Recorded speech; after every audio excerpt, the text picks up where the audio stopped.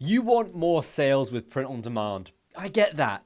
Who doesn't want more sales? Well, here are 5 tips that will surely increase your sales.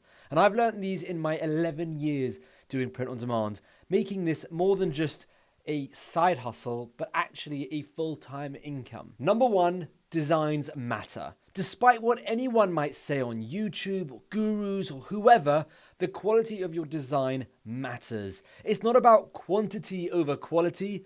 Plenty of people say mass upload to sites like Etsy and Redbubble and surely something will stick. No.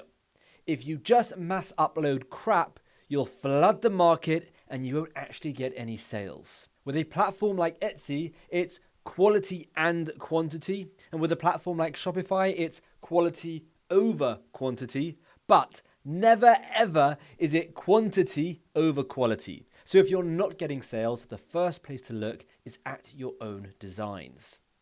Oh, and don't use AI as an alternative, thinking it only produces world-class designs. 9 times out of 10, AI is just wrong for print-on-demand designs. And I'll explain further in a full AI video. Number 2, outside traffic is vital. If you're looking to bring a few hundred extra a month in print-on-demand, this might not apply to you, but basically all print-on-demand sellers that are bringing in 10K or more a month are running some sort of paid traffic. Whether they divulge that information in their videos or not, it's happening.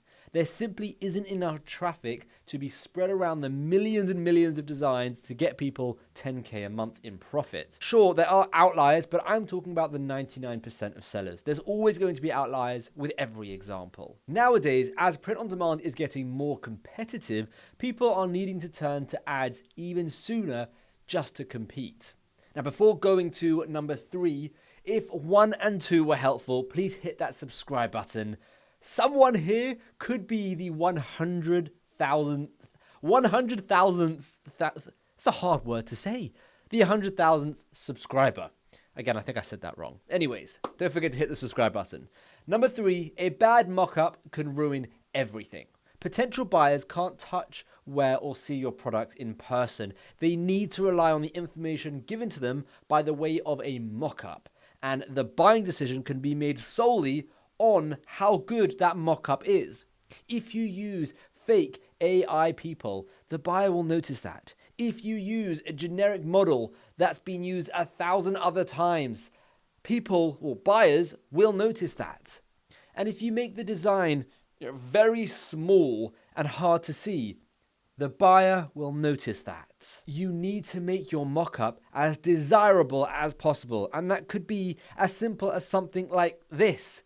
This mock-up is from one of Chris's stores, and he brought in over $4 million with this simple mock-up. But if we look at it, the t-shirt is nice and big, and it contrasts the background. The added accessories are out of the way, but bring a nice subtle touch to the overall niche, and everything is leading towards the actual design. I also made a very step-by-step detailed tutorial on how to create the perfect mock-up. I'll link the video at the end. Number 4, stop allowing emotions to cloud your judgment. This is a business of selling products, most notably t-shirts. This isn't a business about monetizing your hobby. So many people pick niches or designs based on their hobbies or their interests. And whilst a lot of the time this is fine, sometimes it's not. I see a lot of people not wanting to pick a niche because they don't have any interest in it. But at the end of the day, we are in the business of selling t-shirts, and that is a common interest amongst all print-on-demand sellers. If it's a t-shirt with a dog on it, or it's a t-shirt with a bike on it, who cares? As long as someone buys it. Now, I know that won't be taken well by everyone, but it's the truth. You're interested in getting sales, and that should be the main objective. The actual niche you decide on will just fuel your passion, and soon you'll see you'll absolutely love it because it's getting you sales.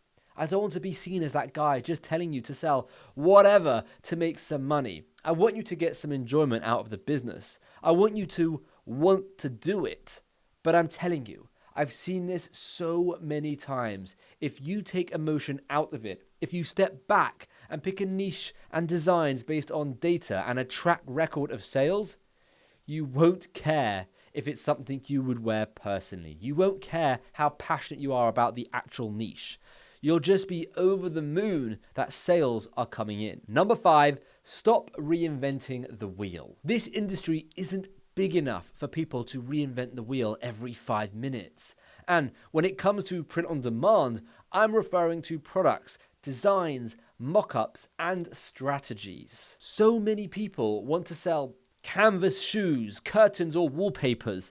It's so random, and that's because no one is. So they think no one else is selling it, I'm going to sell it. There must be a gap in the market.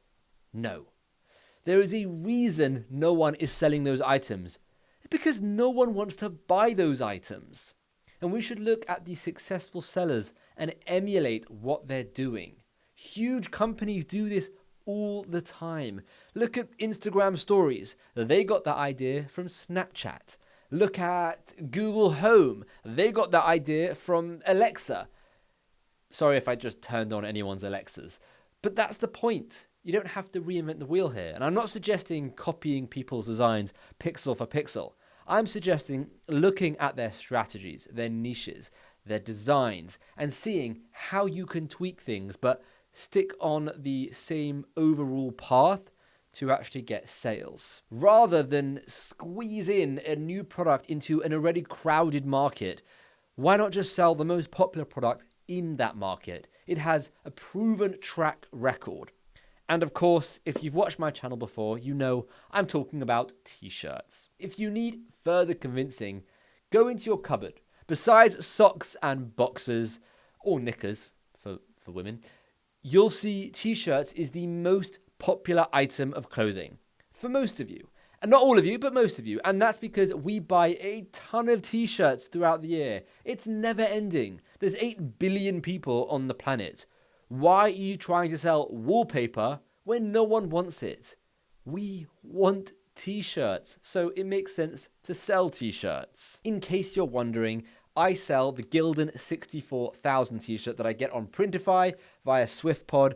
Printify is like a long-term sponsor of this YouTube channel. I don't make specific big sponsors for them, but I mention them in my videos because that's who we sell with. We sell thousands of t-shirts, and we specifically sell a black, blue, grey, white, occasionally white, green, and pink in the Gildan 64,000. They have specific colors, and I have mentioned them before. But yeah, that's what we sell. So if you do want to sell t-shirts and you are looking for a print-on-demand company, go with the Gildan 64,000 on Printify. It has a great profit margin, and I've tested the quality of so many, and it's really, really, really good. Okay, those were just 5 things of many that I've discovered in my years successfully doing print on demand. How close was I to telling you those 5 things to increase your sales by 5 times in a video that was meant to be 5 minutes?